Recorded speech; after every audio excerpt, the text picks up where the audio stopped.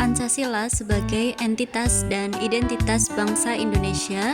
Topik 4, Filosofi Pendidikan Indonesia. Kami dari kelompok 3 yang beranggotakan Vera Yunita Prihabsari, Sri Handayani, Rodatus Sofiah, dan Tri Mei Wulandari.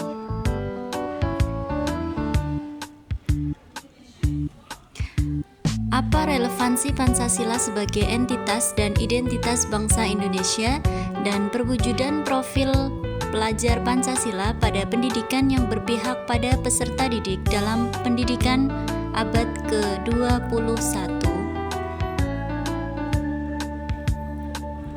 Pancasila sebagai entitas bangsa Indonesia artinya bahwa Pancasila merupakan kesatuan yang unik dan berdiri sendiri serta memegang kendali yang penting dalam bangsa Indonesia.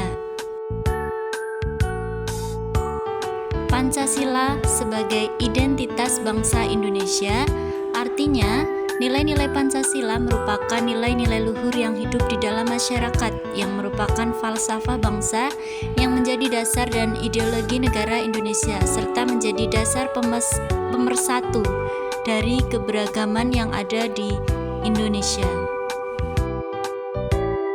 Perwujudan profil pelajar Pancasila abad 21.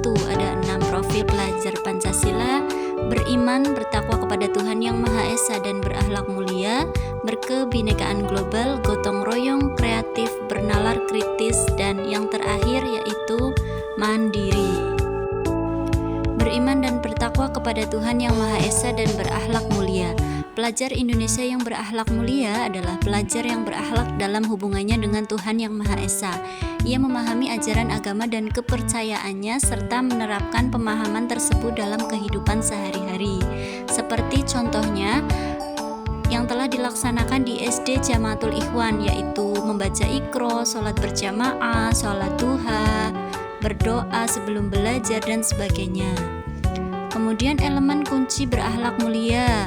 Yang pertama berakhlak agama, yang kedua akhlak pribadi, yang ketiga akhlak kepada manusia, akhlak kepada alam, dan akhlak kepada negara. Berkebinekaan global. Pelajar Indonesia mempertahankan budaya luhur, lokal, dan identitas, serta tetap berpikiran terbuka dalam berinteraksi dalam budaya lain, sehingga menumbuhkan rasa saling menghargai dan terbentuknya budaya baru yang positif dan tidak bertentangan dengan budaya luhur bangsa. Contoh perwujudannya yaitu lomba fashion show siswa SD dengan tema pakaian adat. Elemen berkebinekaan global. 1. Mengenal dan menghargai budaya. 2. Refleksi dan tanggung jawab terhadap pengalaman kebinekaan. 3. Mampu berkomunikasi secara interkultural dalam berinteraksi dengan sesama. Gotong royong. Pelajar memiliki kemampuan bergotong royong, yaitu melakukan kegiatan secara bersama-sama dengan sukarela. Contoh perwujudannya yaitu melakukan bersih-bersih di kelas ataupun lingkungan sekolah setiap hari guna menciptakan lingkungan belajar yang bersih dan nyaman. Elemen kunci dari gotong royong ada 3. Yang pertama kolaborasi, yang kedua kepedulian, dan yang ketiga yaitu berbagi. Profil pelajar Pancasila berikutnya yaitu kreatif. Artinya siswa mampu menghasilkan sesuatu yang orisinal, bermanfaat, dan bermakna. Contohnya yaitu siswa membuat kardus bekas menjadi miniatur rumah, kendaraan, dan lain-lain guna mengatasi permasalahan dari adanya sampah. Profil pelajar berikutnya yaitu bernalar kritis. Artinya siswa mampu secara objektif memproses informasi baik kualitatif maupun kuantitatif. Contoh perwujudan dari bernalar kritis yaitu siswa diajak untuk menemukan informasi dan mengumpulkan bukti dari informasi tersebut dalam bentuk mapping. Selanjutnya dipresentasikan lalu diberikan evaluasi. Elemen kunci bernalar kritis yang pertama memperoleh dan memproses informasi dan gagasan, menganalisis dan mengevaluasi penalaran, dan merefleksi pemikiran dan mengambil keputusan. Profil pelajar berikutnya yaitu mandiri. Pelajar Indonesia merupakan pelajar mandiri yang bertanggung jawab atas proses dan hasil belajarnya.